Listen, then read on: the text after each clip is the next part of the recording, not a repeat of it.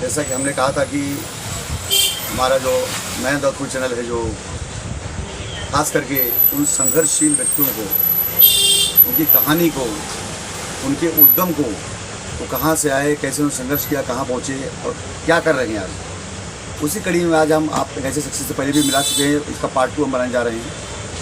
आदरणीय श्री हम सबके परम मित्र, परम हितैषी और जिनके मुख में माँ सरस्वती का वास है, अजय श्री, जो फिल्म प्रोड्यूसर और राइटर और प्रोड्यूसर दोनों हैं, जिनका बैनर है नीलकमल। नीलकमल बैनर का इन्होंने जो शुरुआत किया।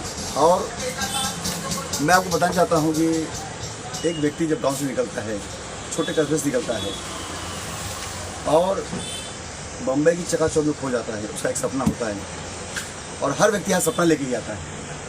और उसी सपने को साकार करने के लिए हमारे जो आज के मेहमान हैं, जिनका हम आपको सामने प्रस्तुत कर रहे हैं, जिनका हम आज आपके सामने साक्षात्कार कर रहे हैं, ऐसे श्री रामचंद्र मौर्य जी, जो गांव से आए और जिनके गांव का नाम है कुसौना कला। तो वो गांव के अंदर ही कला है और वह जो गांव का जो जिला है, वो डिस्ट्रिक्ट है संत कबीर नगर। देखिए, संतों की भूमि से आए हैं तो संत विचार लेके चलते हैं और उनके अंदर देशभक्ति कुल भरा हुआ है।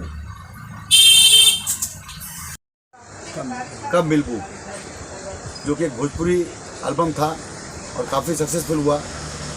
और उसके आगे फिर उन्होंने बनाया, फिर एक एल्बम बनाया, फिर उन्होंने एक पिक्चर बनाई और जो राष्ट्र से प्रेरित थी, राष्ट्र के हित में थी। और हम सबको पता है कि यह दारू, यह शराब कितने परिवारों को नष्ट कर चुका है, ख़त्म कर चुका है। और यह एक राष्ट्र में अंतर्राष्ट्रीय एक बहुत बड़ी बीमारी है, एक कैंसर है। और उस कैंसर को उन्मूलन करने के लिए, उसके जड़ में जाने के लिए उन्होंने जो पिक्चर बनाई, उस पिक्चर का नाम था हमका दारू नाई मेहरारू चाहे। और फिर उसी से अगली कड़ी में उन्होंने जो पिक्चर बनाई, उस पिक्चर का नाम है लाइटर। और लाइटर जो पिक्चर है, वो भी एक राष्ट्र को ही प्रेरित है, राष्ट्र को समर्पित है, क्योंकि वह एड्स के ऊपर यह पिक्चर बनी है। और उसमें पूरा दिखाया गया कि जब व्यक्ति एड्स से ग्रसित हो जाता है तो उस परिवार की स्थिति क्या होती है, मनस्थिति क्या होती है, और वह परिवार समाप्ति हो जाता है। इस भारतवर्ष को बहुत कुछ देगा, इस समाज को बहुत कुछ देगा, एक चिंता देगा, एक चिंतन देगा कि आगे भी यह देश गुलाम ना बने, यह देश फिर से विश्व गुरु बने। तो हमें किस पथ पर चलना है और क्या समाज में क्या देना है और समाज को कैसे एकत्रित करना है, इसे आपको बधाई देना चाहता हूँ और शुभ आशीष देना चाहता हूँ कवि शैलेश मिश्र हिमालय और हमारे जो इस चैनल के संस्थापक हैं आदरणीय श्री महेंद्र उपाध्याय जी। हमारा चैनल महेंद्र अवधपुरी चैनल आपको बहुत बहुत धन्यवाद देना चाहता है और यह आश्वासन भी देना चाहता है कि जब भी आपका कोई प्रोजेक्ट होगा, निश्चित तौर पर हम उसको लेकर आगे आएंगे। और एक विशेष विषय पर जो टोला विषय है, उससे जानना चाहते हैं कि यह विचार आपके मन में कैसे आया और क्यों आया। जैसे हमारे भारत का इतिहास प्राय सभी लोग जानते ही हैं कि हम लोग इतने टुकड़े टुकड़े में बटे हुए लोग हैं कि आज हमको अपने ही भारत में चिल्लाना पड़ता है कि हम ये हैं, हम वो हैं। दूसरा है, टोला लिखने का कारण ये रहा है, प्रणाम है और महेंद्र भैया को भी सत प्रणाम है और आप लोग जो हमारे भारत के सभी प्यारे भाई बहन हैं, उनको भी सादर प्रणाम है। टोला लिखने का कारण ये रहा है कि मैं एक कवि हूँ, प्रोड्यूसर तो मैं मजबूरी में बना हूँ अपने प्रोजेक्ट को बनाने के लिए। ये तो हमारी कोई प्रोड्यूसर बनने कोई औकात नहीं, एक राइटर आदमी है। और जो माता सरस्वती ने दिया है, तो हमने गांव-गांव में जाकर देखा, हमने अपने भारतीय इतिहास पढ़ा कि चंद्र लुटेरे विदेशी आकर के समस्त भारतीयों को गुलाम बनाए। 1100 वर्षों तक हम गुलामी बने और गुलाम बनने का सिर्फ कारण एक ही रहा है कि हम टोले टोले में बटे होने के कारण के वजह से कभी भी अंदर से मजबूत नहीं हो पाए। बाहर से तो सबको दिखता है कि हम लोग सभी लोग मजबूत हैं, लेकिन अंदर से सब टूटे हुए लोग हैं। क्योंकि यहाँ भारत में तमाम समाज के लोग हैं, तमाम जाति के लोग हैं, छुप छुप करके एक दूसरे को गालियाँ ही देते रहते हैं, और ये बात कोई ओरिजिनल ओपन करेगा नहीं।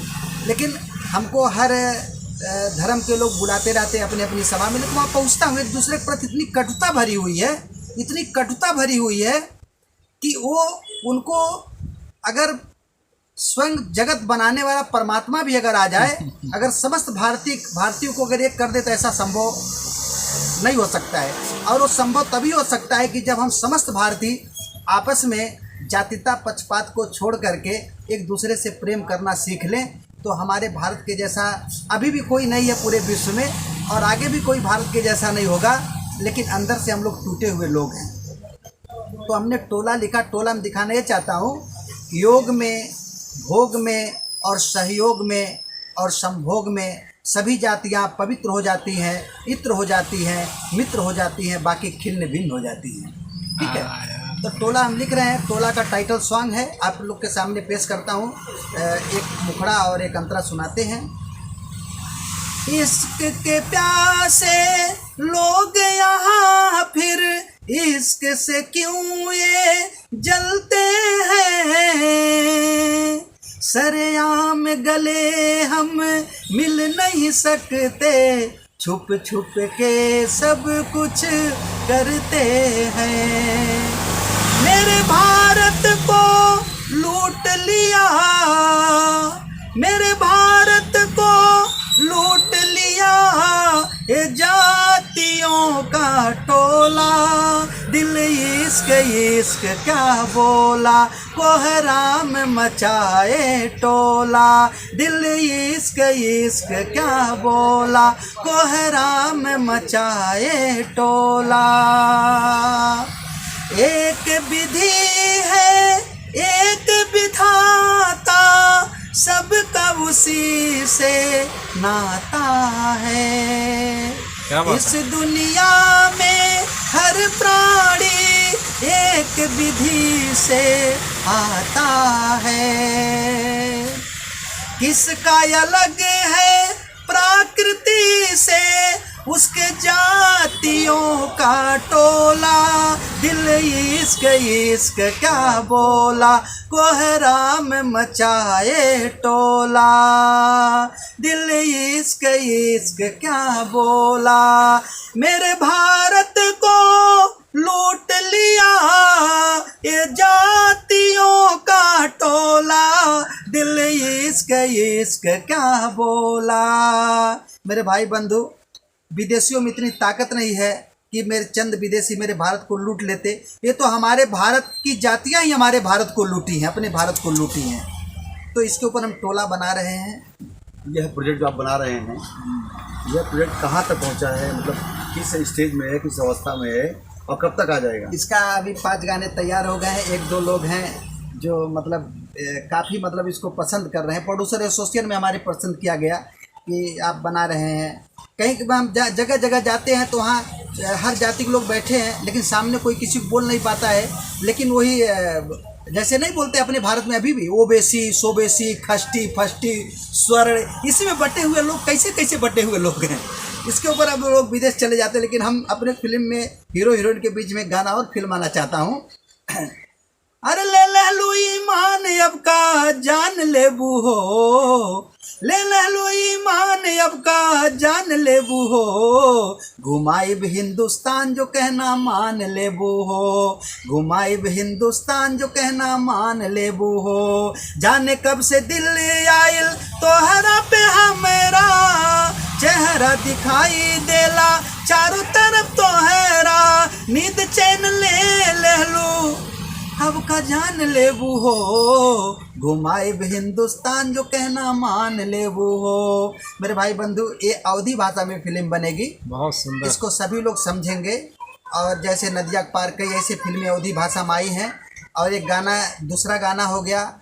और इस फिल्म का सबसे बड़ी खासियत है कि रात के अंधेरे में छुप छुप करके हम सभी लोगों से मिल लेते हैं, खास करके स्त्रियों से मिलने के लिए आज तक किसने ना बोला है।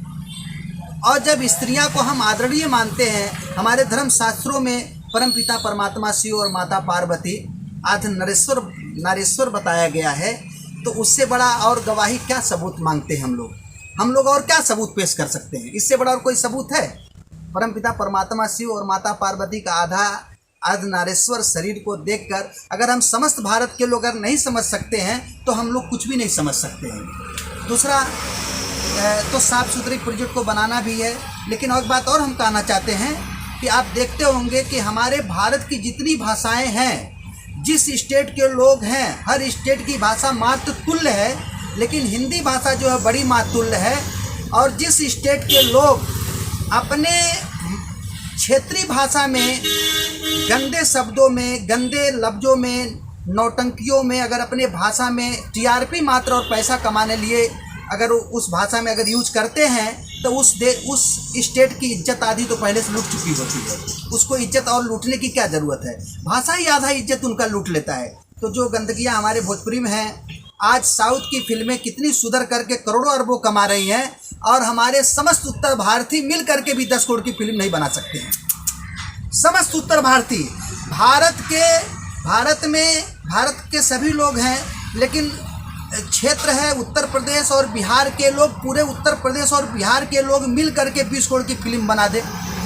क्या उत्तर प्रदेश और बिहार में बड़े बड़े स्टार नहीं हैं? लेकिन बना नहीं सकते। रिकवरी कहाँ करोगे?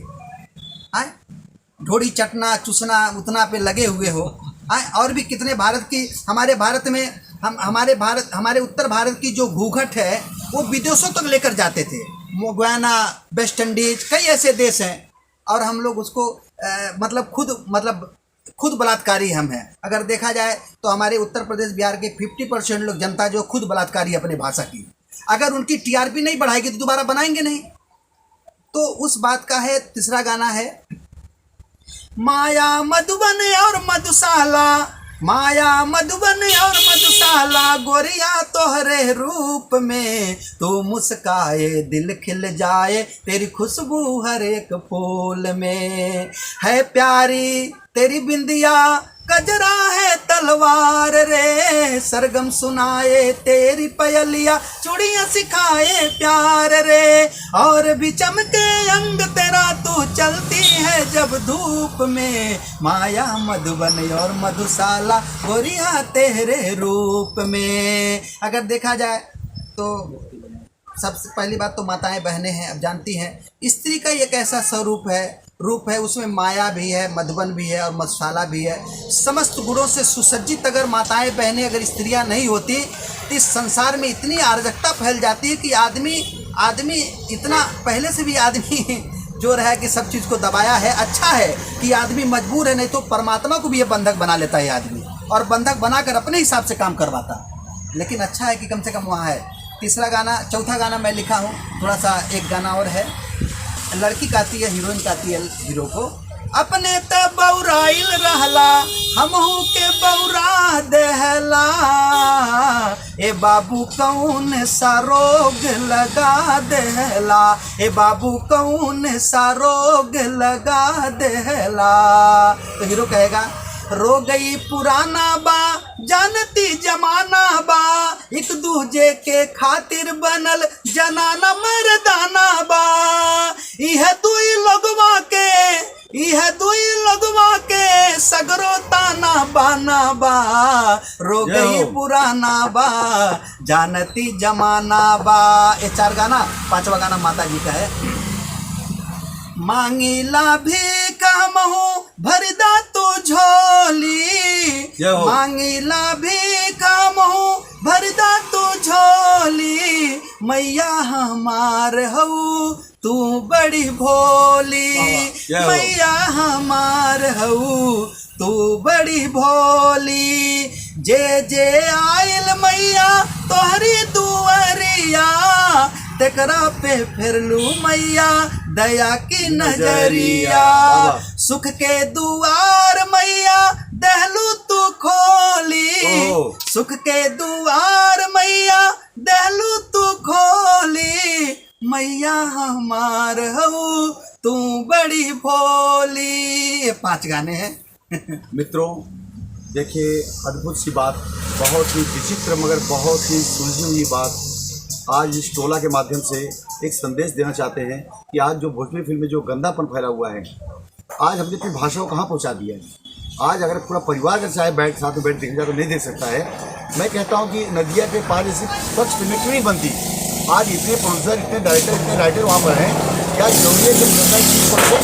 और दूसरी बात, अगर देश को एकजुट रखना है, समाज को एकजुट रखना है, इस देश को आगे बढ़ाना है, तो टोला के माध्यम से जो संदेश जा रहा है कि भाषाओं में मत बांटो अपने आप को, जातिवाद में मत बांटो, अमीरी गरीबी में मत बांटो।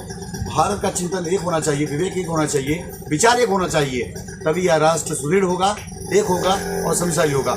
और मैं फिर से एक बात और बोलना मैं फिर से एक बार और पूरी चैनल महेंद्र और पूरी को धन्यवाद देना चाहता हूँ। आदरणीय श्री महेंद्र उपाध्याय को धन्यवाद देना चाहता हूँ। मैं कभी शैलेश मिश्र हिमालय इतने कहना चाहता हूँ, अपनी पूरा व्यक्त करना चाहता हूँ कि मेरे उत्तर भारतीयों, मेरे प्रांतवासियों, मेरे इंटेलेक्चुअल्स, सारे बुद्धिजीवी वहाँ पे पैदा हुए। तुलसी जी पैदा हुए, राम जी, प्रभु श्याम जी पैदा हुए, प्रभु कृष्ण जी पैदा हुए। वो बाबा की नगरी है। उस नगरी से पिक्चर कैसी बननी चाहिए, भाषा कैसी आनी चाहिए, बोलचाल की भाषा क्या होनी चाहिए, और समाज को हम क्या परोस रहे हैं। उस समाज में यदि हम अच्छी पिक्चर देंगे, अच्छी विचारधारा देंगे, अच्छे संस्कार देंगे, तो वह समाज आगे सुदृढ़ होगा, आगे बढ़ेगा और यह देश आगे बढ़ेगा। और मैं फिर से आदरणीय श्री महेंद्र उपाध्याय जी को और पूरी चैनल को और श्री राम सिंह मौर्य जी को धन्यवाद करना चाहता हूं कि आप जो टोला बना रहे हैं, वह टोला जितनी जल्दी हो सके बने और जितनी जल्दी हो सके रिलीज हो, और वह समाज में चेतना जाहिर करे, चेतना पैदा करे। इस समस्त भारतवासियों को, हम भले किसी भी प्रांत में रहते हों, किसी भाषा को बोलते हों और किसी भी जाति पंथ के हों, मगर हमारे लिए भारत सबसे प्रथम है, या राष्ट्र सबसे पहले प्रथम है। और हिंदी भाषा जो कि लगभग 130 करोड़ में से लगभग 120 करोड़ लोग बोलते हैं और पूरे विश्व में बोली जाती है और सबसे प्रिय भाषा है, उस भाषा को अपनाएं, उस भाषा को तरजीह दें। और मैं भारत सरकार से निवेदन करना चाहता हूं कि हिंदी भाषा को और पूरी भाषा को समाज में वह उच्चतम वह न्याय प्राप्त हो, वह पद प्राप्त हो जो अब तक उसे नहीं प्राप्त हुआ है।